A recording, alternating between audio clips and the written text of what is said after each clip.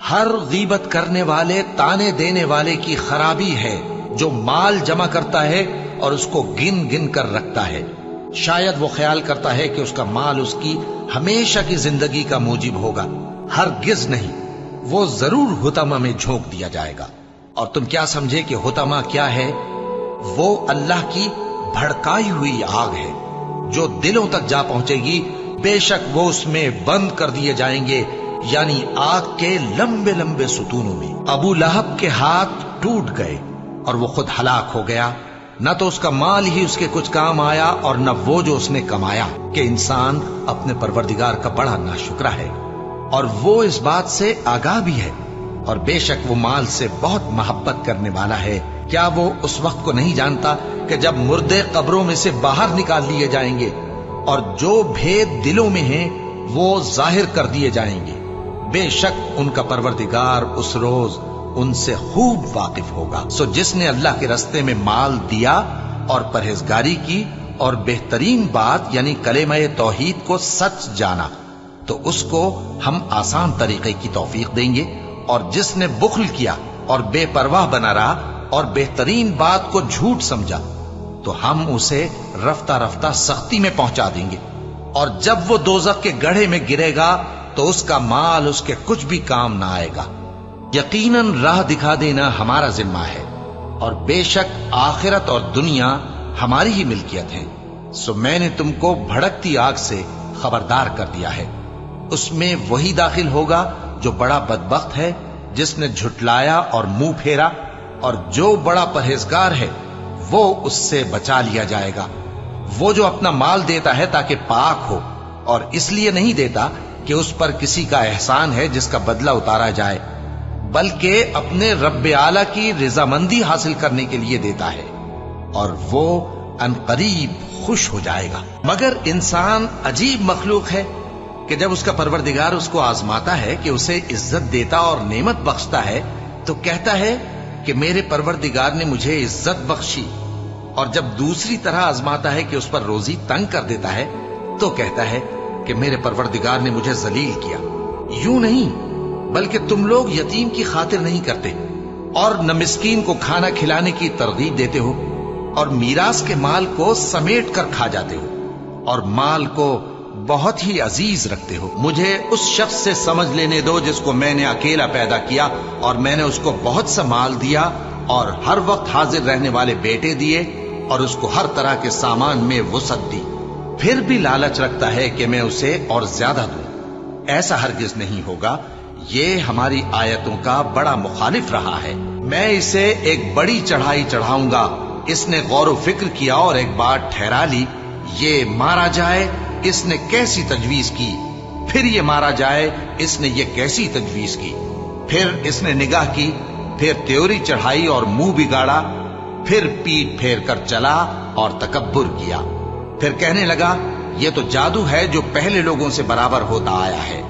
پھر بولا یہ اللہ کا کلام نہیں بلکہ بشر کا کلام ہے، میں ان قریب اس کو سقر میں داخل کروں گا۔ اور تم کیا سمجھے کہ سقر کیا ہے؟ وہ ایسی آگ ہے کہ نہ باقی رکھے گی اور نہ چھوڑے گی، اور بدن کو جھلس کر سیاہ کر دے گی۔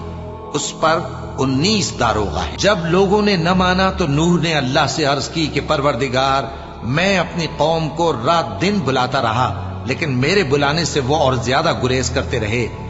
جب میں نے ان کو بلایا کہ توبہ کریں اور تو ان کو معاف فرمائے، تو انہوں نے اپنے کانوں میں انگلیاں دے لی اور اپنے اوپر کپڑے اوڑھ لیے اور اڑ گئے اور خوب تکبر کرنے لگے۔ پھر میں ان کو بلند آواز سے بھی بلاتا رہا، پھر علانیہ بھی اور رازداری سے بھی سمجھاتا رہا۔ پھر میں نے کہا کہ اپنے پروردگار سے معافی مانگو کہ وہ بڑا معاف کرنے والا ہے۔ وہ تم پر آسمان سے موسلا دھار میں برسائے گا اور تمہارے مال اور بیٹوں میں اضافہ کرے گا اور تمہیں باغ عطا کرے گا اور ان میں تمہارے لیے نہریں بہا دے گا۔ تم کو کیا ہوا ہے کہ تم اللہ کی عظمت کا اعتقاد نہیں رکھتے، حالانکہ اس نے تم کو طرح طرح کی حالتوں میں پیدا کیا ہے؟ کیا تم نے نہیں دیکھا کہ اللہ نے 7 آسمان کیسے اوپر تلے بنائے ہیں، اور چاند کو ان میں روشن بنایا ہے اور سورج کو چراغ بنا دیا ہے؟ اور اللہ ہی نے تم کو زمین سے ایک خاص طرح سے پیدا کیا ہے، پھر اسی میں تمہیں وہ لوٹا دے گا اور اسی سے تم کو نکال کھڑا کرے گا۔ اور اللہ ہی نے زمین کو تمہارے لیے فرش بنایا تاکہ اس کے بڑے بڑے کشادہ رستوں میں چلو پھرو۔ آخر میں نوح نے عرض کی کہ میرے پروردگار، یہ لوگ میرے کہنے پر نہیں چلے اور ایسوں کے تابع ہوئے ہیں جن کو ان کے مال اور اولاد نے نقصان کے سوا کچھ فائدہ نہ دیا، اور وہ بڑی بڑی چالیں چلے اور کہنے لگے کہ اپنے معبودوں کو ہرگز نہ چھوڑنا، اور ود اور سوا اور یغوث اور یعوق اور نصر کو کبھی نہ چھوڑنا۔ اور اے پروردگار، انہوں نے بہت لوگوں کو گمراہ کر دیا ہے، اور تو ان ظالموں کو اور زیادہ گمراہ کر دے۔ آخر وہ اپنے گناہوں کے سبب پہلے غرقاب کر دیے گئے، پھر آگ میں ڈال دیے گئے، تو انہوں نے اللہ کے سوا کسی کو اپنا مددگار نہ پایا۔ اور جس کا نامہ اعمال اس کے بائیں ہاتھ میں دیا جائے گا تو وہ کہے گا، اے کاش مجھ کو میرا اعمال نامہ نہ دیا جاتا اور مجھے معلوم نہ ہوتا کہ میرا حساب کیا ہے۔ اے کاش موت میرا کام تمام کر چکی ہوتی، آج میرا مال میرے کچھ بھی کام نہ آیا، مجھ سے میرا اقتدار جاتا رہا۔ حکم ہوگا کہ اسے پکڑ لو، اب اسے طوق پہنا دو، پھر دوزخ کی آگ میں اسے جھونک دو، پھر زنجیر سے جس کی لمبائی 70 گز ہے جکڑ دو۔ یہ نہ تو اللہ عظمت والے پر ایمان لاتا تھا اور نہ فقیر کے کھانا کھلانے کی ترغیب دیتا تھا، سو آج اس کا بھی یہاں کوئی دوست نہیں اور نہ اس کے لیے کوئی کھانا ہے سوائے زخموں کے دھون کے، جس کو گناہگاروں کے سوا کوئی نہیں کھائے گا۔ تحقیق تمہارا پروردگار اس کو بھی خوب جانتا ہے جو اس کے رستے سے بھٹک گیا، اور ان کو بھی خوب جانتا ہے جو سیدھے رستے پر چل رہے ہیں۔ تو تم جھٹلانے والوں کا کہا نہ ماننا۔ یہ لوگ چاہتے ہیں کہ تم نرمی اختیار کرو تو یہ بھی نرم ہو جائیں، اور کسی ایسے شخص کے کہے میں نہ آ جانا جو بہت قسمیں کھانے والا ہے، ذلیل ہے، شرارت سے اشارے کرنے والا، لگائی بجھائی کرنے والا، مال دینے میں بڑا بخیل، حد سے بڑھا ہوا بدکار، سخت خو اور اس کے علاوہ بدذات ہے۔ اس سبب سے کہ مال اور بیٹے رکھتا ہے، جب اس کو ہماری آیتیں پڑھ کر سنائی جاتی ہیں تو کہتا ہے کہ یہ اگلے لوگوں کے افسانے ہیں، ہم ان قریب اس کی اونچی ناک پر داغ لگائیں گے۔ ہم نے ان لوگوں کی اسی طرح آزمائش کی ہے جس طرح باغ والوں کی آزمائش کی تھی، جب انہوں نے قسمیں کھا کھا کر کہا کہ صبح ہوتے ہوتے ہم اس کا میوہ توڑ لیں گے، اور انشاءاللہ نہ کہا، سو وہ ابھی سو ہی رہے تھے کہ تمہارے پروردگار کی طرف سے راتوں رات اس پر ایک آفت پھر گئی، تو وہ ایسا ہو گیا جیسے کٹی ہوئی کھیتی۔ پھر جب صبح ہوئی تو وہ لوگ ایک دوسرے کو پکارنے لگے کہ اگر تم کو کاٹنا ہے تو اپنی کھیتی پر سویرے ہی جا پہنچو۔ سو وہ چل پڑے اور آپس میں چپ کے کہتے جاتے تھے کہ آج وہاں تمہارے پاس کوئی فقیر نہ آنے پائے، اور کوشش کے ساتھ سویرے ہی جا پہنچے، گویا پیداوار پر قادر ہیں۔ پھر جب انہوں نے باغ کو دیکھا تو ویران، کہنے لگے کہ ہم رستہ بھول گئے ہیں، نہیں بلکہ ہم بے نصیب ہو گئے۔ ایک جو ان میں سمجھدار تھا بولا، کیا میں نے تم سے نہیں کہا تھا کہ تم تسبیح کیوں نہیں کرتے؟ دوسرے کہنے لگے کہ ہمارا پروردگار پاک ہے، بے شک ہم ہی قصوروار تھے۔ پھر لگے ایک دوسرے کی طرف رخ کر کے ملامت کرنے، کہنے لگے ہائے شامت، ہم ہی حد سے بڑھ گئے تھے، امید ہے کہ ہمارا پروردگار اس کے بدلے میں ہمیں اس سے بہتر باغ عنایت کرے، ہم اپنے پروردگار کی طرف رجوع کرتے ہیں۔ دیکھو عذاب یوں ہوتا ہے، اور آخرت کا عذاب سب سے بڑھ کر ہوگا، کاش یہ لوگ جانتے ہوتے۔ مومنوں، تمہاری بیویوں اور اولاد میں سے بعض تمہارے دشمن بھی ہیں، سو ان سے بچتے رہو، اور اگر معاف کر دو اور درگزر کرو اور بخش دو تو اللہ بھی بخشنے والا ہے، مہربان ہے۔ تمہارا مال اور تمہاری اولاد تو آزمائش ہے، اور اللہ کے ہاں بڑا اجر ہے، سو جہاں تک ہو سکے اللہ سے ڈرو اور اس کے احکام کو سنو اور اس کے فرمانبردار رہو اور اس کی راہ میں خرچ کرو، یہ تمہارے حق میں بہتر ہے۔ اور جو شخص طبیعت کے بخل سے بچایا گیا تو ایسے ہی لوگ راہ پانے والے ہیں۔ اگر تم اللہ کو نیک نیتی سے قرض دو گے تو وہ تم کو اس کا کئی گنا دے گا اور تمہارے گناہ بھی معاف کر دے گا، اور اللہ قدر شناس ہے، بردبار ہے، پوشیدہ اور ظاہر کا جاننے والا ہے، غالب ہے، حکمت والا ہے۔ مومنو، تمہارا مال اور اولاد تم کو اللہ کی یاد سے غافل نہ کر دے، اور جو ایسا کرے گا تو وہ لوگ خسارہ پانے والے ہیں۔ اور جو مال ہم نے تم کو دیا ہے اس میں سے اس وقت سے پیشتر خرچ کر لو کہ تم میں سے کسی کی موت آ جائے تو اس وقت کہنے لگے کہ اے میرے پروردگار، تو نے مجھے تھوڑی سی اور مہلت کیوں نہ دی تاکہ میں خیرات کر لیتا اور نیک لوگوں میں داخل ہو جاتا۔ اور جب کسی کی موت آ جاتی ہے تو اللہ اس کو ہرگز مہلت نہیں دیتا، اور جو کچھ تم کرتے ہو اللہ اس سے خبردار ہے۔ مومنو، میں تم کو ایسی تجارت بتاؤں جو تمہیں عذاب علیم سے نجات دے؟ وہ یہ کہ اللہ پر اور اس کے رسول صلی اللہ علیہ وآلہ وسلم پر ایمان لاؤ اور اللہ کی راہ میں اپنے مال اور جان سے جہاد کرو۔ اگر سمجھو تو یہ تمہارے حق میں بہتر ہے۔ وہ تمہارے گناہ بخش دے گا اور تم کو جنت کے باغوں میں جن کے نیچے نہریں بہ رہی ہیں اور پاکیزہ مکانات میں جو ہمیشہ کی بہشت میں ہیں داخل کرے گا۔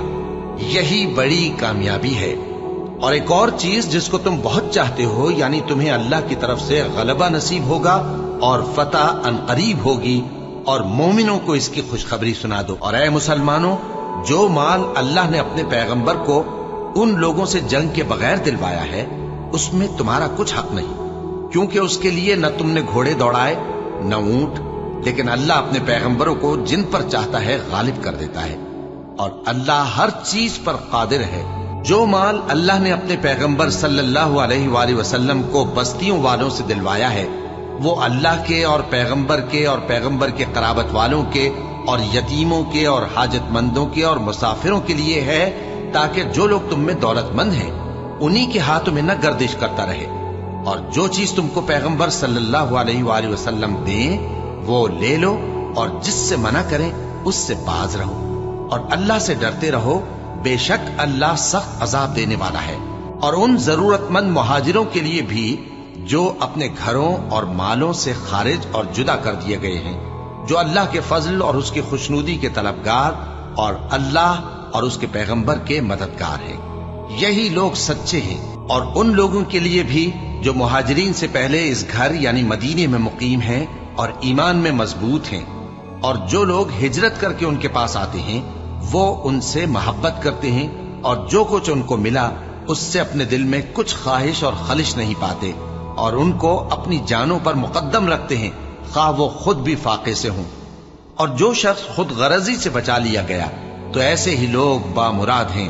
اور ان کے لیے بھی جو ان مہاجرین کے بعد آئے اور دعا کرتے ہیں کہ اے پروردگار، ہمارے اور ہمارے بھائیوں کے جو ہم سے پہلے ایمان لائے ہیں گناہ معاف فرما، اور مومنوں کی طرف سے ہمارے دل میں کینہ و حسد نہ پیدا ہونے دے۔ اے ہمارے پروردگار، تو بڑا شفقت کرنے والا ہے، مہربان ہے۔ بھلا تم نے ان لوگوں کو نہیں دیکھا جو ایسے لوگوں سے دوستی کرتے ہیں جن پر اللہ کا غضب ہوا؟ وہ نہ تم میں ہے نہ ان میں، اور جان بوجھ کر جھوٹی باتوں پر قسمیں کھاتے ہیں۔ اللہ نے ان کے لیے سخت عذاب تیار کر رکھا ہے۔ یہ جو کچھ کرتے ہیں یقیناً برا ہے۔ انہوں نے اپنی قسموں کو ڈھال بنا لیا ہے اور لوگوں کو اللہ کے رستے سے روک دیا ہے، سو ان کے لیے ذلت کا عذاب ہے۔ اللہ کے عذاب کے سامنے نہ تو ان کا مال ہی کچھ کام آئے گا اور نہ اولاد ہی کچھ فائدہ دے گی۔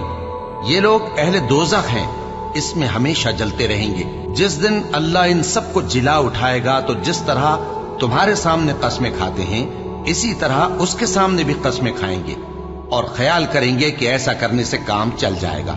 سنو، یہی تو ہیں جھوٹے۔ شیطان نے ان کو قابو میں کر لیا ہے اور اللہ کی یاد ان کو بھلا دی ہے۔ یہ لوگ شیطان کا ٹولہ ہیں، اور سن رکھو کہ شیطان کا ٹولہ ہی نقصان اٹھانے والا ہے۔ لوگو، اللہ پر اور اس کے رسول صلی اللہ علیہ وآلہ وسلم پر ایمان لاؤ، اور جس مال میں اس نے تم کو اپنا نائب بنایا ہے اس میں سے خرچ کرو۔ اب جو لوگ تم میں سے ایمان لائے اور مال خرچ کرتے رہے ان کے لیے بڑا ثواب ہے۔ جان رکھو کہ دنیا کی زندگی محض کھیل اور تماشا اور زینت و آرائش اور تمہارے آپس میں فخر و ستائش اور مال و اولاد کی ایک دوسرے سے زیادہ طلب و خواہش ہے۔ اس کی مثال ایسی ہے جیسے بارش کہ اس سے اگنے والی کھیتی کسانوں کو بھری لگتی ہے، پھر وہ کھیتی خوب زور پر آتی ہے، پھر اے دیکھنے والے تو اس کو دیکھتا ہے کہ پک کر زرد پڑ جاتی ہے، پھر چورا چورا ہو جاتی ہے۔